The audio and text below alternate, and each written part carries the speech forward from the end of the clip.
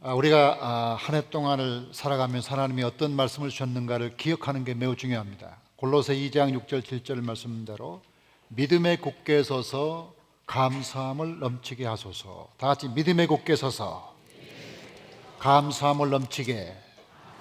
이 주제로 하나님이 한 해를 시작해 하셨는데, 이제 전반기가 끝나고 새로운 후반기가 시작되면서 하나님께서 우리에게 이 교훈을 다시 한번 기억하게 하셨습니다.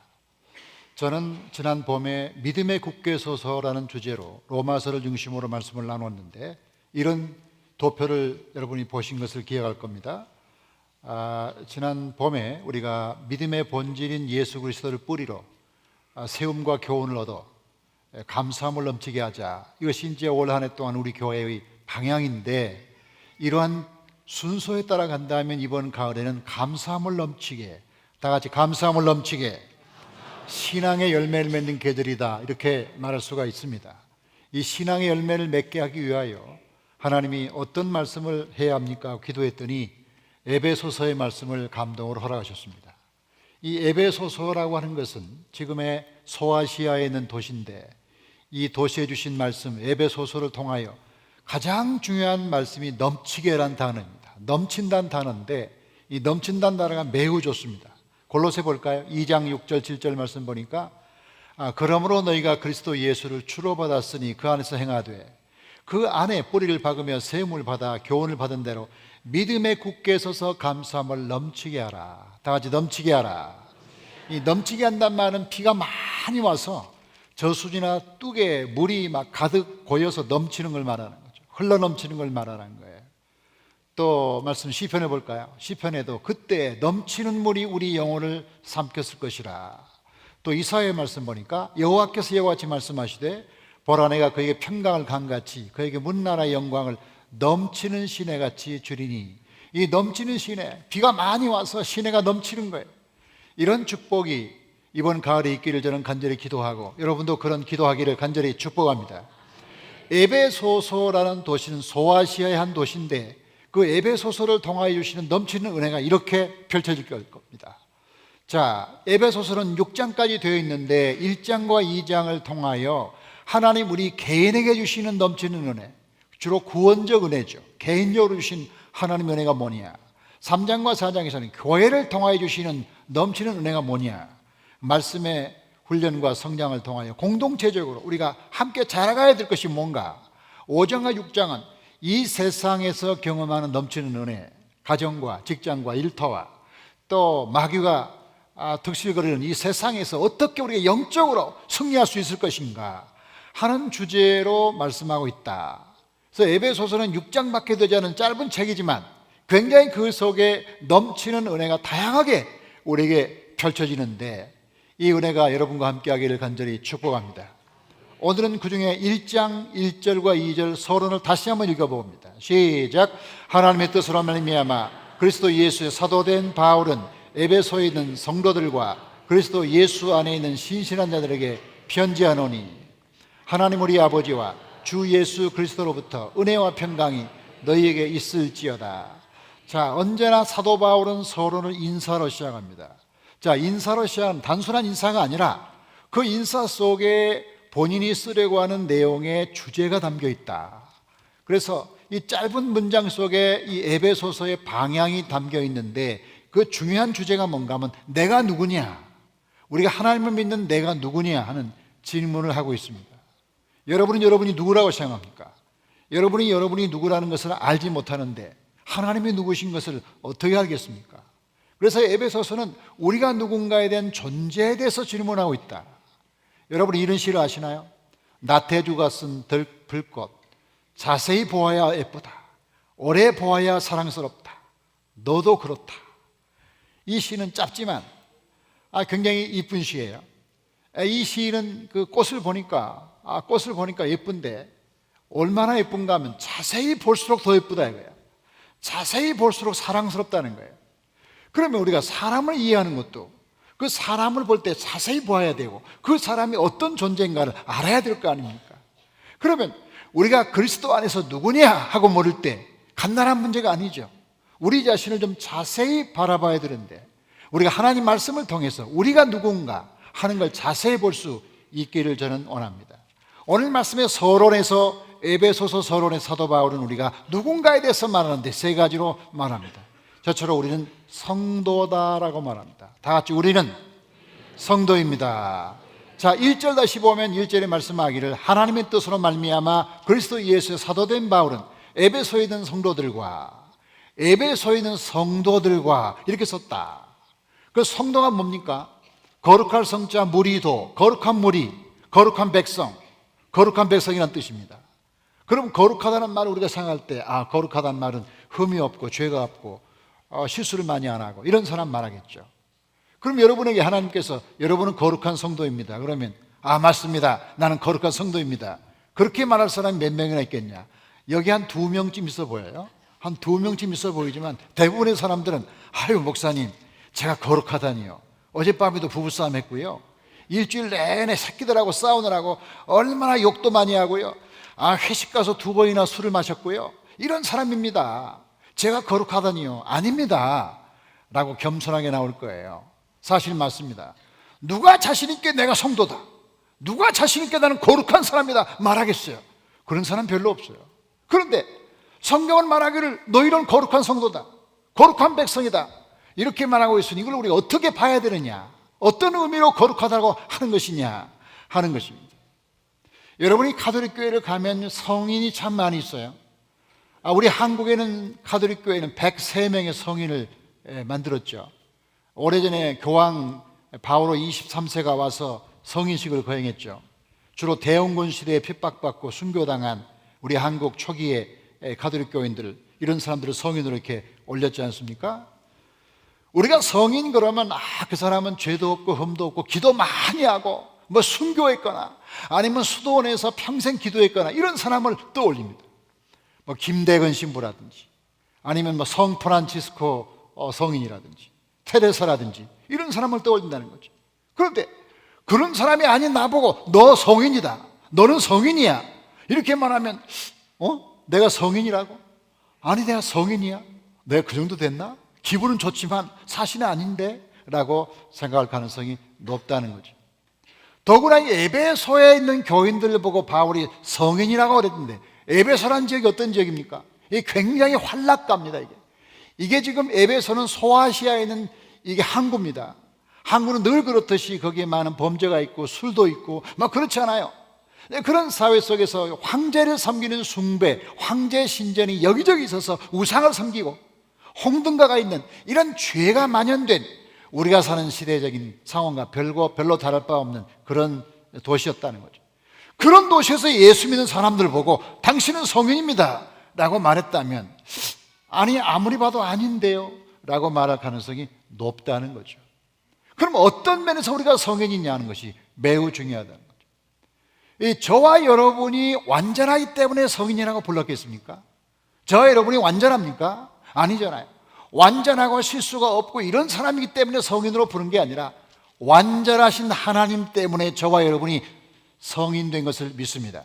우리 자신이 완전할 수가 없어요. 아무리 봐도 완전 안 해요. 실수가 많아요. 그런 존재인 우리 보고 당신은 성도다, 이 말은 뭐냐면 네가 완전하기 때문에 성도라는 게 아니라 하나님이 완전하시기 때문에 성도라는 거예요. 하나님의 완전하심 때문에 성도라고 그렇게 부르는 겁니다. 이 로마서에서부터 디모데 전후서까지 사도 바울이 믿는 사람을 향해서 성도라고 부른 게 56번이에요. 이 56번을 보면 고린도에 있는 성도들, 에베소에 있는 성도들, 빌립보에 사는 사람들, 이렇게 보통 일상적인 삶을 사는 모든 그리스도인들을 향하여 성인이라고, 성도라고 불렀다는 거죠. 특별한 사람을 부른 게 아니라는 거죠.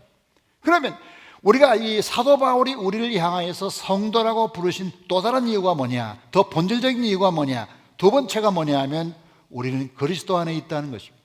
다시 1절 말씀 볼까요? 그리스도 예수 안에 있는 신실한 자들에게 편지하노니, 그리스도 예수 안에 있는 신실한 자, 다 같이 그리스도 안에 있는, 이 그리스도 안에 있다는 말이 참 중요하고 신비하고 어려운 말입니다.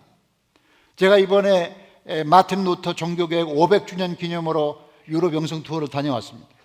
많은 것을 봤지만 특별히 그 중에서 마틴 루터에 주목을 하고 이 루터가 어떻게 하여 종교 개혁을 했으며 그의 고민은 무엇이며 그런 그 고민을 어떻게 해결했는가, 그런 어떤 영적인 고난을 통하여 이런 목표에 이르렀는가 하는 게 관심거리였어요. 그런데 이 마틴 루터가 살았던 시대는 매우 종교적인 시대였어요. 매우 종교적이야. 그러니까 그 당시에 중세 시대에 사는 사람들은 모두가 다 교회 다니는 사람이에요.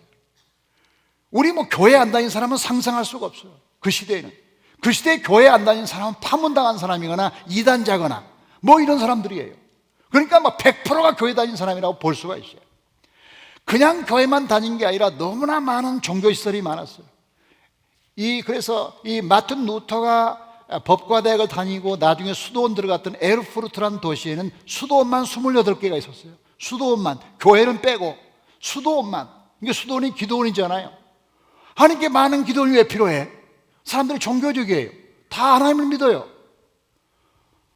그리고 이 사람들이 성지순례를 얼마나 열심히 다니는가 하면 예루살렘의 성지순례, 영국 성지순례, 뭐 스페인에 있는 어디를 찾아가고 하는 성지순례를 막 열심히 찾아다니며, 그 다음에 또 중요한 것은 그 당시 사람들은 성물 숭배, 성물 수집 이런 걸 잘했어요. 그래가지고 뭐 예를 들면 그 예수님을 못 박았던 그 못 하나, 그것이 이제 그걸 갖다 수집하고, 그 다음에 십자가에 그 나무 떨어진 거 그거 수집하는 거, 그 다음에 예수님 무덤에 있는 돌멩이 하나 주워온 거, 뭐 또 뭐 가룟유다가 뭐 입었다는 뭐 옷, 모자 이런 거 수집하는 거, 이런 성물 이런 걸 수집을 많이 할수록 거룩한 사람, 많이 할수록 종교적인 사람이에요.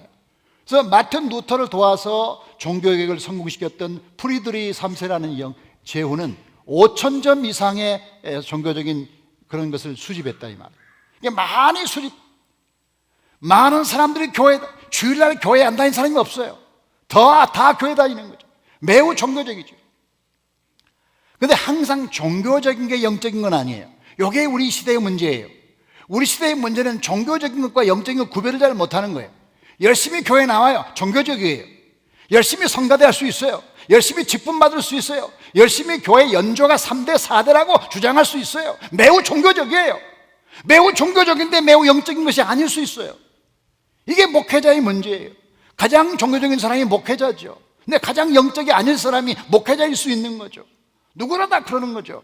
그래서 우리가 이번 가을에 주님, 내가 이와 하나님을 믿는 바에는 종교적인 사람 되지 말고 영적인 사람 되게 하여 주시옵소서. 이 종교적인 사람, 남들 보기 좋게 포장된 그런 사람 되지 말고 주님이 기뻐하시는 사람, 하나님이 즐거워하시는 사람, 영적인 사람, 종교적인 예배 말고 영적인 예배. 그러니까 중세시대는 매우 종교적이었다는 거죠.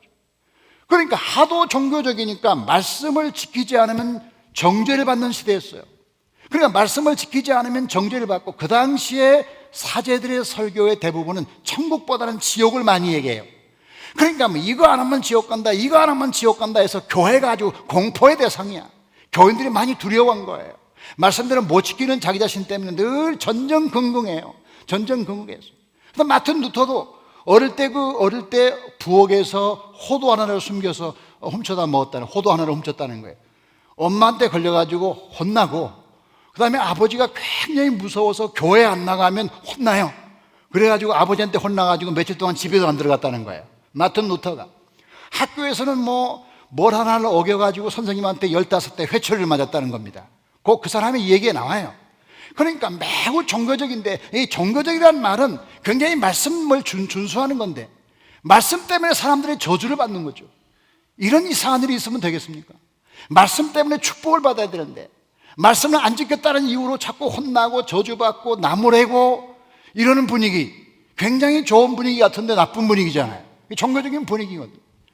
그 속에 살면서 이 루터가 어떻게 하면 하나님을 기쁘게 할까? 하나님은 매우 무서운 분이에요.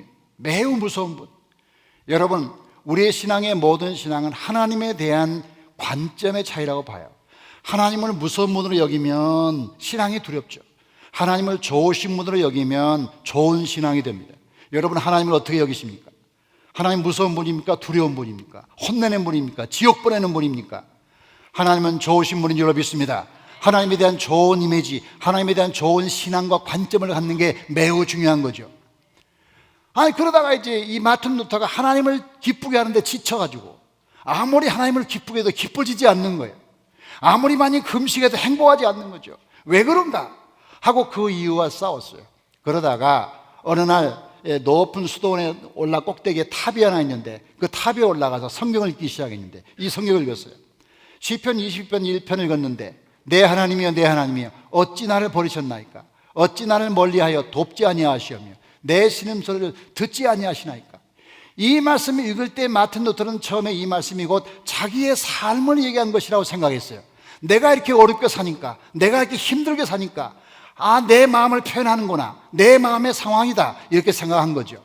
그런데 이 말씀을 계속 묵상하다 보니까 이것은 자기 상황을 말하는 게 아니라 하나님이 그의 아들을 십자가에 못 박고 그의 아들이 버림받은 것에 대해서 그 아버지 하나님께 탄식하는 얘기구나.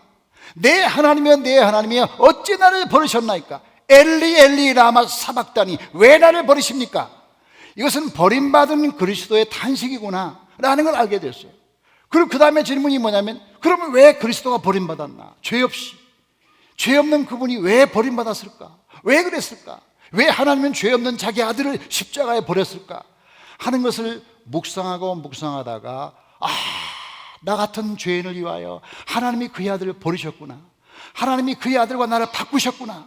내가 하나님의 아들과 같은 값어치구나. 나는 대단한 존재구나 하는 걸 깨달으면서 본인이 확신과 믿음을 갖게 된 거죠. 그래가지고 얼마 후에 보름스라는 제국의회에서 재판받으러 나와라. 재판받으러 갔어. 거기에 왕들과 제후들과 카톨릭교회 추기경 이런 사람들 쫙 둘러서가지고 마틴 루터를 신문합니다. 마틴 루터의 책을 수북이 쌓아놓고서 말하기를 마틴 루터 네가 쓴 모든 책에 있는 것을 지금 취소하면 살려줄 것이다. 네가 지금 설교하고 말했던 모든 이단적인 사설을 지금 네가 취소한다면 카톨릭교회는 너를 용서해 줄 것이다. 이렇게 얘기했어요. 근데 루터는 말하기를 하루만 여유를 달라. 이게 인간 루터였어요. 인간 루터를 저는 좋아해요. 우리 같으면 영웅적인 루터는 하루 필요 없죠. 그 자리에서 바로 자기가 옳다는 걸 주장할 수 있지만 루터도 인간이기 때문에 자기가 화형당할까 봐 염려가 돼서 자기 믿음에 확신이 없어서 하루만 여유를 달라. 그리고 그날 밤에 자기 숙소로 돌아가서 기도하기를 하나님 아버지 제가 지금 성경을 통해서 발견한 이 진리가 사실입니까? 이 진리가 사실이라면 제가 목숨을 내 걸게 하시고 이게 사실이 아니라면 사실이 아니라고 말씀하세요. 지금 내일 내가 살고 죽습니다. 하나님 아버지 나에게 깨닫게 해달라고 밤새도록 기도하고 그 다음날 그 보름스 회의에 나와서 말하기를 나는 지금까지 내가 설교하고 내가 말하고 내가 쓴 어떤 것도 취소하지 않겠고 내가 말한 한마디도 내가 쓴 한 줄도 취소할 수 없다고 나는 그리스도 예수를 믿으며 그분의 은혜로 살고 무엇보다 그리스도가 없는 교회는 교회가 아니라고 본다고. 교황 중심의 교회는 성경이 없으며 면죄부도 성경이 없고 모든 것은 성경이 없는 건 난 믿지 않는다고. 나는 오로지 성경이 있는 것만 믿겠다고 이렇게 담대하게 선포했어요. 그래서 항상 이렇게 되면 나중에 화형을 당하는 걸 알고 프리드리 3세라는 그 후원자가 루터를 살리기 위하여 그를 자작극을 꾸면서 그를 데리고 오도록 가요. 가서 이 성에 숨긴 거지. 바르트부르크 성인데 이 바르트란 말은 이 독일어로 기다린다. 부르크는 산인데 기다리는 산이죠. 그래서 이 바르트부르크라는 성에서 마틴 루터를 10개월 동안 보호하면서 마틴 루터가 죽지 않도록 보호했는데 바로 이 바르크부르트 성에서 마틴 루터는 신약 성경을 독일어로 번역하죠. 지금까지 성경은 라틴어로만 되어 있죠. 다른 나라 말로는 번역된 적이 한 번도 없었어요. 그런데 그 당시 야만인으로 취급됐던 독일어로 이 성경을 번역함으로 말미암아 많은 군중들이 성경을 제대로 접하고 드디어 하나님의 말씀을 은혜로 받기 시작했어요. 그래서 드디어 종교개혁이 시작됐는데 마틴 루터는 두려운 하나님으로부터 강하신 하나님에서 은혜의 하나님으로 변천되는 거예요. 마틴 루터의 사고는 두려운 하나님, 그 두려운 하나님으로부터 강하신 하나님. 그래서 그가 쓴 게 내주는 강한 성이요 방패와 병기 되신 이 작사를 했는데 이것은 아까 여러분이 봤던 그 성 바르트부르크 성에서 내주는 강한 성이요 주님께서 나를 피난처 삼으시니 나를 구해주시니 감사하다고 이 작품을 쓴 거죠. 한번 1절 한번 찬송해 보겠는데 내주는 강한 성이요 방패와 병기 되시니 내주는 강한 성이요 내 주는 강한 성이여 방패와 병기 되시니 근환란 예수 우리를 구하여 내시리로다. 옛 원수 마귀는 이때도 힘을 써 모략과 권세로 무기를 삼으니 천하에 누가 당하랴. 할렐루야. 마틴 루터 자신도 굉장히 인간이기 때문에 약하고 불안하고 염려가 많은 사람이었어요. 그는 영웅이 아니고 신도 아니고 아무것도 아니에요. 똑같은 인간이에요. 그런데 그가 강한 사람이 될 수 있었던 것은 그리스도 안에 있는 자가 강하게 되는 거예요. 그가 그리스도를 발견함으로 말미암아 그리스도께서 그리스도 안에 있는 자가 주시는 축복을 그가 받은 거죠. 오직 은혜로, 오직 믿음으로, 오직 하나님의 영광, 그 모든 걸 한마디로 말하면 오직 예수 그리스도로. 아멘. 예수 그리스도 안에서 그가 자기 자신이 발견한 뒤부터는 하나님이 나와 함께 하시니 내가 무엇을 두려워하겠느냐, 하나님이 나와 함께 하시는데 내가 무엇을 두려워하느냐, 하나님보다 강한 자가 누구냐 하면서 이 마틴 루터 강한 자가 되었는데, 이번 가을에 여러분 많은 어려움과 많은 고난이 예견되지만 그럼에도 불구하고 하나님 여러분과 함께 하시니 무엇을 두려워합니까? 아멘. 하나님은 여러분의 강한 성이요 방패와 병기가 되시는 걸 믿습니다. 하나님 우리 피난처 되시고 힘과 능력이 되신 줄로 믿습니다. 마틴 루터가 발견했던 종교개혁의 능력은 바로 옛날 사람만 발견하는 게 아니라 성경을 읽는 모든 사람에게 동일하게 주시는 하나님의 능력인 줄로 믿습니다. 우리가 이번 가을에 하나님을 발견하고 그 은혜 가운데 승리하기를 주의 이름으로 축복합니다. 그래서 이번 가을에 우리가 정말 필요한 건 은혜가 필요하다는 거죠. 더 많은 은혜가 필요하다는 거죠. 여러분, 성경에 재미있는 것은 이 로마서에서 특별히 바울이 은혜란 말을 쓸 때는 반드시 그 앞에 수식하는 말이 있어요. 더욱, 더욱더, 더욱이란 말을 항상 쓴다는 게 특징이에요. 한번 볼까요? 로마서 5장 볼까요? 로마서 5장 9절. 그러면 이제 우리가 그의 피로 말미암아 의롭다 하심을 받았으니 더욱 그로 말미암아 진노하심에서 구원을 받을 것이니 더욱. 10절. 곧 우리가 원수가 되었을 때 그의 아들의 죽으심으로 말미암아 하나님과 화목하게 되었은즉 화목하게 된 자로서는 더욱 그의 살으심으로 말미암아 구원을 받을 것이니라. 15절. 그러나 이 은사는 그 범죄와 같지 아니하니 곧 한 사람의 범죄를 인하여 많은 사람이 죽었은즉 더욱 하나님의 은혜와, 다 같이 더욱 하나님의 은혜와. 자, 17절인가요? 봅시다. 한 사람의 범죄로 말미암아 사망이 그 한 사람을 통하여 왕노로 하였은즉 더욱 은혜와 의의 선물을, 다 같이 더욱, 더욱. 마지막에 20절 봅니다. 율법이 들어온 것은 범죄를 더하게 하려 함이라 그러나 죄가 더한 곳에 은혜가 더욱 넘쳤나니. 이 더욱이란 말은 은혜를 수식하는 가장 아름다운 말이에요. 그 은혜란 말을 쓸 때는 항상 더욱이 들어가요. 근데 죄란 말 쓸 때는 그냥 죄예요. 근데 은혜는 더욱이에요. 왜 이게 중요합니까? 자, 디모데전서를 보면 사도 바울이 자기가 죄인이라고 고백합니다. 믿보다 모든 사람이 받을 만한 이 말이여 그리스도 예수께서 죄인을 구원하시려고 세상에 임하셨다 하였도다. 죄인 중에 내가 괴순이라. 사도 바울은 과거에 자기가 주님을 핍박하고 폭행했던 사람이라고 말합니다. 과거형으로 말합니다. 그런데 그럼에도 불구하고 자기는 지금도 죄인이라고, 죄인이란 말은 현재형으로 쓰고 있잖아요. 죄인 중에 내가 괴수다고, 내가 가장 나쁜 죄인이라고 지금도 그렇다고 말하고 있어요. 그런데 이 15절보다 중요한 것은 그 14절을 보는 게 중요해요. 14절 앞에 보면 우리 주의 은혜가 그리스도 예수 안에 있는 믿음과 사랑과 함께 넘치도록 풍성하였도다. 여기에 15절에서 내가 죄인입니다를 말하기 전에 14절에서 하나님의 은혜가 내게 풍성하였다고 더욱 많은 은혜를 말하고 있는 것이죠. 왜 이 14절과 15절의 조합이 중요하냐? 15절은 우리의 리얼리티, 우리의 현실을 말하고 있어요. 우리가 죄인이다, 이걸 어쩔 수가 없다. 근데 14절은 성경적인 진리를 말하고 있어요. 더욱 큰 은혜가 있다. 그럼 우리가 죄인이라고 말하는 그것보다 먼저 하나님의 은혜가 더 크다, 하나님의 은혜는 항상 우리와 함께 한다, 이 사실을 고백한 다음에 죄인이 나오는 거예요. 우리가 죄인이라는 사실을 아무리 강조한다고 해서 죄가 없어지는 게 아니에요. 우리가 죄와 아무리 힘겹게 싸운다고 해서 죄를 이기는 건 아니에요.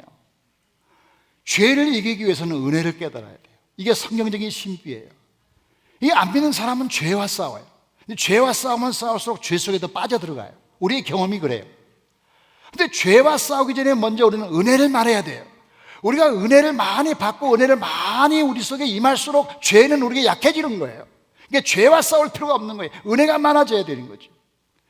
마틴 루터는 마지막에 그가 죽으면서 이렇게 말했어요. 우리는 거지다. 이것은 사실이다. 이 말은 지금까지 살아온 모든 사람을 한마디로 요약해서 말하는 건데, We are beggars. 우리는 거지다. It is true. 이것은 사실이다. 이게 루터의 마지막 죽어가면서 한 말이에요. 이 말이 뭐냐? 내가 지금 살아보니까 내 삶의 모든 게 하나님의 은혜이기 때문에 나는 거지처럼 하나님의 은혜를 갈망할 수밖에 없다. 나는 죽는 이 순간까지 하나님의 은혜가 필요하다. 하나님을 도와주지 않으면 나는 아무것도 아니다. 내가 죽는 이 순간까지도 나는 거지처럼 하나님 앞에 서 있다. 하나님 앞에 은혜를 받는 자로 서 있다. 하나님 나에게 은혜를 주시옵소서. 내가 천국에 갑니다. 그리고 루터는 목숨을 거뒀던 거죠. 우리 중에 어떤 사람도 죄인이 아닌 사람이 없고, 어떤 사람도 실수하는 사람도 없고, 우리 중에 어떤 사람도 완전한 사람은 없으나 이번 가을에 더욱 큰 은혜를 주시옵소서. More and more. 더욱 큰 은혜, 더욱 큰 은혜, 더 강한 은혜를 우리에게 부어주시옵소서. 개인적으로 그리고 교회적으로 이 나라와 민족을 위하여 세상에 사는 우리의 삶에 하나님 은혜가 넘치시기를 주의 이름으로 축원합니다. 하나님 감사합니다. 거룩한 9월 첫 주 우리 모두 은혜를 사모하며 여기 있습니다. 긴 여름을 은혜 가운데 지켜주시고 보호해 주시니 참 감사를 드립니다. 이제 아름다운 가을을 맞이했으니 아름다운 가을의 열매를 맺게 하여 주옵소서. 올 한 해 믿음의 굳게 서서 감사함으로 넘치게 하는 한 해가 되게 해주시니 감사를 드립니다. 하나님 로마서를 통해서 믿음의 굳게 선 의미를 배웠다면 이제는 에베소서를 통하여 넘치는 하나님의 은혜를 받게 하여 주옵소서. 다른 사람이 아니라 우리는 귀한 성도임을 믿습니다. 우리 행위가 완전한 성도가 아니라 하나님이 완전하시기 때문에 우리가 그분의 성도가 되는 것을 믿습니다. 우리 모두 그리스도 안에 있음을 믿습니다. 그리스도가 우리 삶의 중심이 되시고 가치가 되시고 제일 목적이 되게 하여 주시옵소서. 하나님, 두려움과 공포가 우리를 지배하지만 그것을 이기는 방법은 없습니다. 그리스도 예수 안에 있는 것밖에는 다른 방법이 없사오니 우리에게 이번 가을에 은혜를 부어주시옵소서. 죄인임을 고백하는 것으로 죄가 없어지지 않습니다. 죄와 싸우는 것은 극히 어려운 일입니다. 하나님 우리에게 은혜를 부어주셔서 더 큰 은혜를 부어주시옵소서. 이번 가을에 개인적으로 더 많은 은혜를 부어주시고 9월의 확신을 부어주시옵소서. 이번 가을에 우리 교회에도 더 많은 은혜를 부어주셔서 항상 행복하고 믿음으로 성숙하는 교회가 되게 하여 주시옵소서. 하나님, 이 나라 이 민족에 더 큰 은혜를 부어주셔서 아버지 민족이 화해되고 화목한 민족이 될 수 있도록 축복하여 주시옵소서. 이번 가을에 우리가 하는 모든 일에 복 주시고 많은 열매를 거두도록 하늘의 신령한 은혜를 부어주시옵소서. 축복하심을 감사하고 우리 주 예수 그리스도 이름으로 기도하옵나이다.